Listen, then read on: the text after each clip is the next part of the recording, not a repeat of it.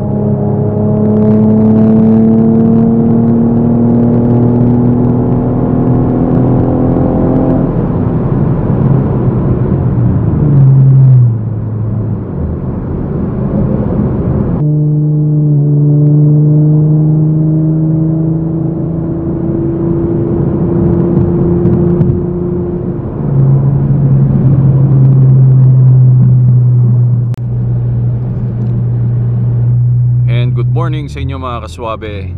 Papunta tayo ng Shell and Lex and meron tayong convoy ng mga Nissan GTR patungo kay R33. So may meet natin yung 1,000 horsepower, yung pinaka sa buong Pilipinas. Orange GTR with 1,000 plus horsepower, and meron tayong sasakyan na Porsche GT3 later, and you have that white Supra MK5. POV muna tayo papunta ng Shell.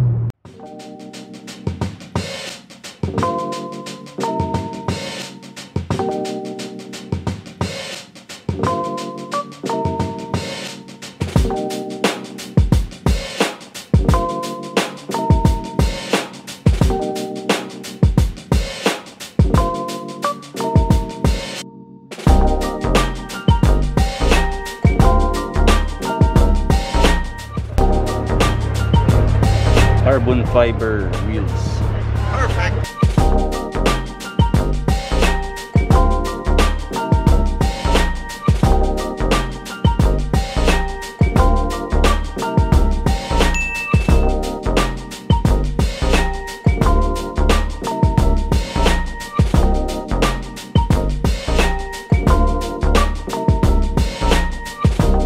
One Turbo S, the Supercar Destroyer.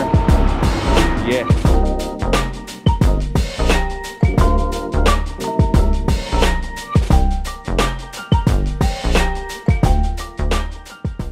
Good day everyone, papunta kami kay R33 together with this Supercars, and sa hindi inaasahang pagkakataon yung CAMARO natin, yung hard plastic niya sa ilalim, may nangyari na naman. Ay naku.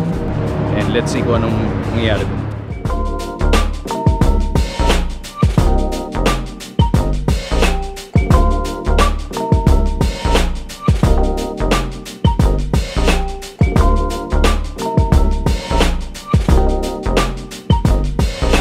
Maniningil na ako ha.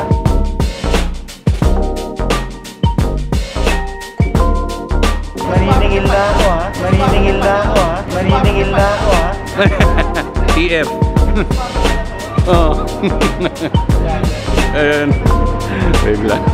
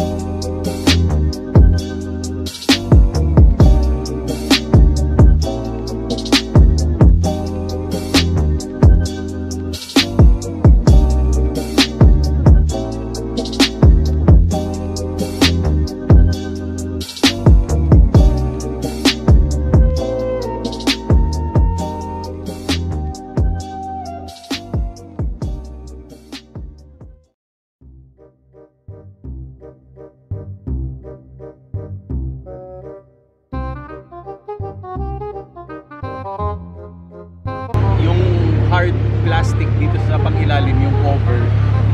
Bumagsak siya, so modify lang natin, tali natin. Actually, hindi na tayo tumuloy doon kasi delikado eh, baka mamaya po lahat to masira.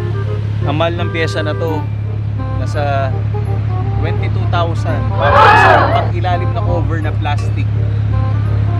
Ayun ang nangyari ngayon. So, ang pangit, number 1, naabala tayo dito sa Camaro. Number 2, hindi natin nakunan yung run. Sayang. Anyway, abangan nyo na lang yung mga i-upload natin kaswabe. MAGTROC kanina kasama natin. Sakto rin to kasi meron tayong 2021 na GTR.